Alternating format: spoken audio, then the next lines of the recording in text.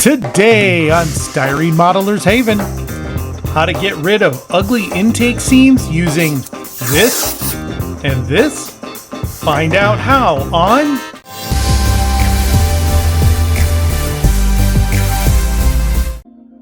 When taking a close look at jet air intakes, they tend to have smooth sidewalls to minimize any kind of air drag and maximize the air coming into the jet engine. The challenge with most model kits is trying to replicate this smooth, seamless intake look, even though the model comes with 2 or more parts to create most intakes on modern jet kits. There's a few options you could go here. You could just fill it in as best you can and live with it. You could replace it with an aftermarket seamless intake part, or you can try and do what I'm about to do. In building this 1/72 Airfix Victor, it has some pretty distinct air intakes, and I want to try to get rid of the seams as it's a pretty interesting feature of this aircraft. After assembling all the major parts that are going to make up this air intake, I move on to the first step of trying to eliminate those seams. Because this particular intake has a narrow opening and is somewhat deeper than most model air intakes, I'm using perfect plastic putty to do the initial fill of the seams, as I'm able to use a wet cotton bud to smooth out the putty and make it as even as possible. This way I don't have to figure out a way of getting some kind of a sanding stick down into the seams and sand smooth the putty.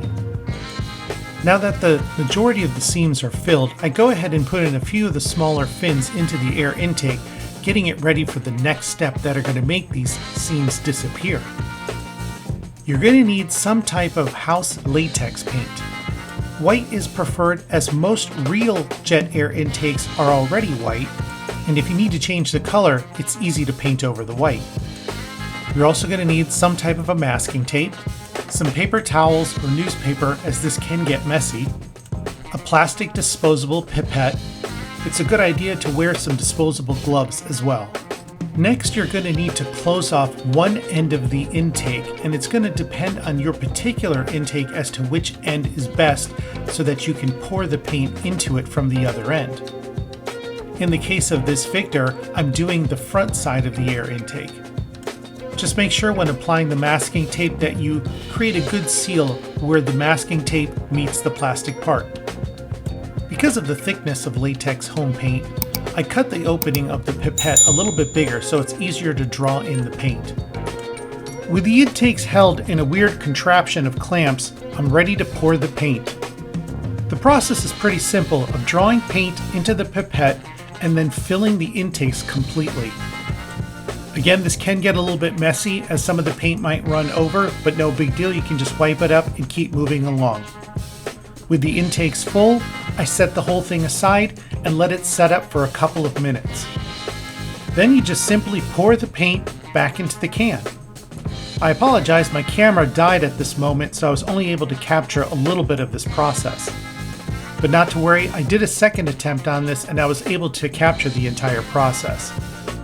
With all the paint poured out, I go ahead and remove the tape off of the one side of the intake. This being my first try, I didn't do a very good job of keeping all this in the frame of the camera, but you'll see it all on my second attempt shortly.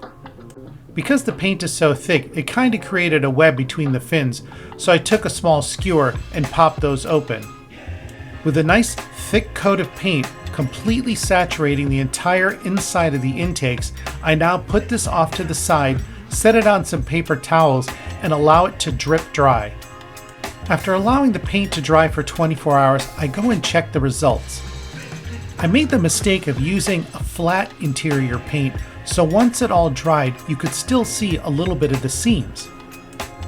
But no problem, as mentioned before, I did a second attempt, and this time I'm using semi-gloss white paint. Just like before, I tape the intakes again on the front side, and with everything clamped up, I go ahead and fill the intakes, this time with the semi-gloss paint. I let it sit for a couple minutes to set up, and then I pour the paint back into the original containers. And this time I was able to remove the tape while keeping in the camera frame. And there we have it. The seams have completely disappeared with this simple technique. I've got nice, smooth, seamless intakes, and it even has a sheen due to the semi-gloss paint. Now that everything is dry, I just cut away the little dry blobs on the back of the intakes to make way for the parts that are going to get glued to the back of the intake. There was one spot on one side of the intake towards the front where the paint dried a little bit weird and had a small indent. Instead of setting everything up for another pour, because this was easy to access, I just tried to fill the indent with a little bit of super glue and sand it smooth. Now I could stop here because it looks like mission accomplished as I have a seamless intake, but I want to change the color as my reference photos are slightly off-white and this color is more of a bright white.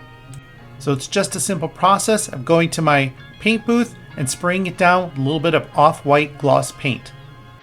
And there we have it. With this basic, simple, easy to follow technique, you can get seamless intakes on just about any of your model jet builds.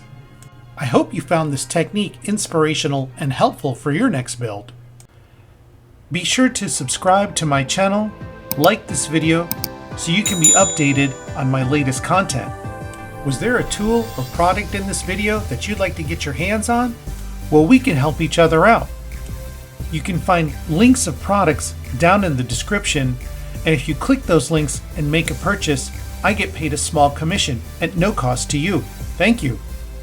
Did you know I have an eBay store where I sell new and vintage model kits? Check out my ever-changing inventory of model kits and you can get 10% off by using the code YouTube10 at checkout. Be sure and watch some of my other videos where I show you my favorite way of filling gaps and seams. Thanks for watching.